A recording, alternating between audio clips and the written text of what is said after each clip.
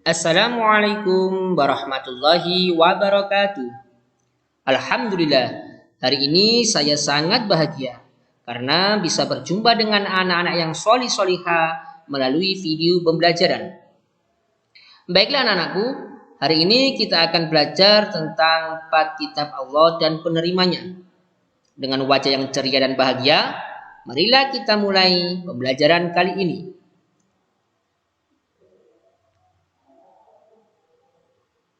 Sebelum pembelajaran kita mulai, marilah kita berdoa terlebih dahulu.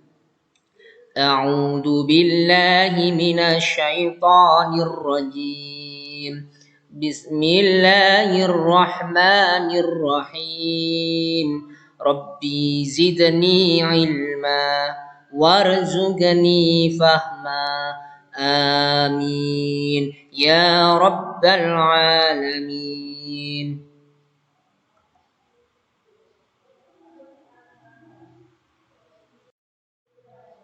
Anak-anak yang berbahagia, beriman kepada kitab Allah merupakan rukun iman yang ketiga. Iman kepada kitab Allah adalah mempercayai dan meyakini sepenuh hati bahwa Allah Subhanahu wa taala telah menurunkan kitab-kitabnya kepada para nabi ataupun rasul yang berisi wahyu Allah untuk disampaikan kepada seluruh umat manusia.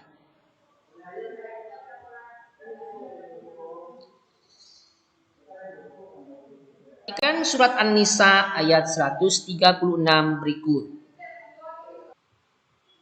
Ayat tersebut menjelaskan bahwa Allah menyuruh manusia untuk beriman kepada kitab Al-Quran dan kitab-kitab yang diturunkan kepada Rasul sebelumnya. Tidak lengkap iman seorang muslim jika tidak mengimani 4 kitab yang Allah turunkan kepada para Rasulnya. Lalu, berapakah jumlah kitab Allah yang wajib kita imani?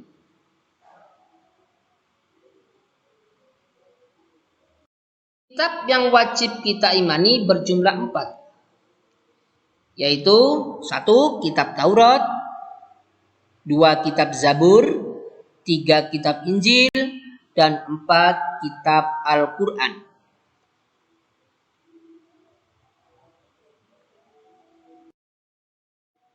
Yang pertama, Kitab Taurat diturunkan kepada Nabi Musa alaihissalam pada abad 12 sebelum Masehi, diturunkan di daerah Mesir. Kitab Taurat menggunakan bahasa Ibrani sebagai pedoman umat Bani Israel.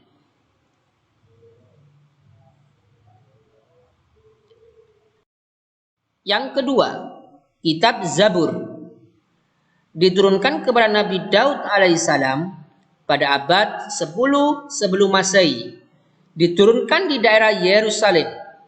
Kitab Zabur menggunakan bahasa Qibti sebagai pedoman umat Bani Israel.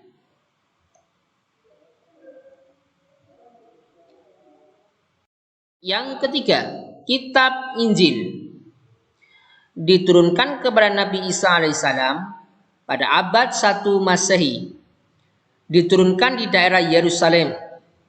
Kitab Injil menggunakan bahasa Ibrani sebagai pedoman umat Bani Israel.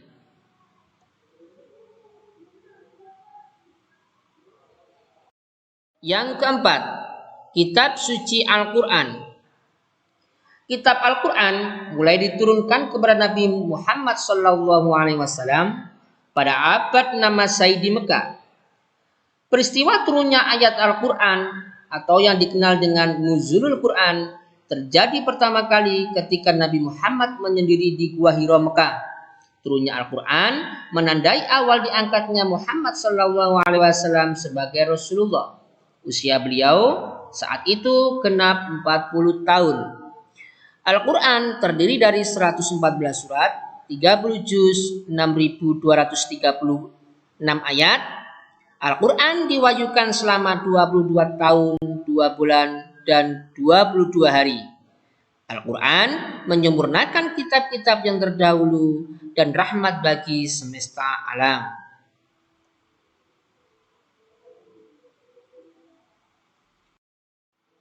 Selain kitab suci di atas tadi, Allah menurunkan wahyu yang berupa suhuf kepada Rasul pilihannya.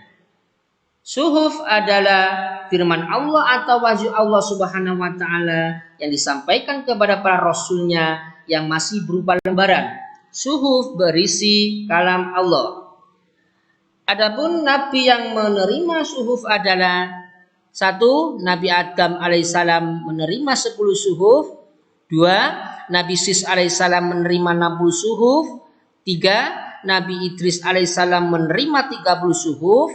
4. Nabi Ibrahim alaihissalam menerima 30 suhuf. 5. Nabi Musa alaihissalam menerima 10 suhuf.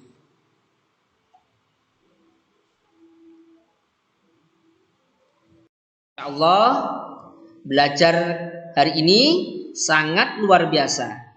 Saya yakin anak-anak mampu memahami tentang materi yang telah saya sampaikan tadi. Karena ilmu ini sangat penting, maka tetaplah semangat belajar untuk kesuksesan masa depan kita. Baiklah, mari kita akhiri belajar kita ini dengan membaca Alhamdulillahirabbil alamin.